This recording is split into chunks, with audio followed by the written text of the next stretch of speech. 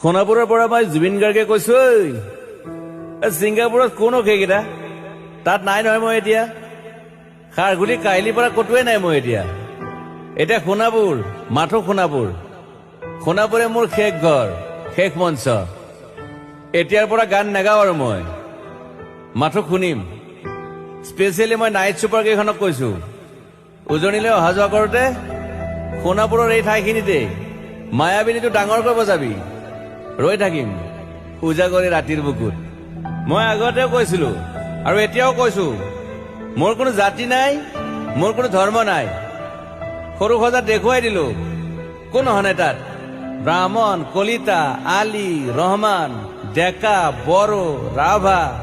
পূজাৰী আৰু এইটো কি কয় নমাজ পঢ়াই যে মৌলবীও আহিছে সৰু সজালৈ I love people I love man সেইবাবে মুখ্যমন্ত্ৰী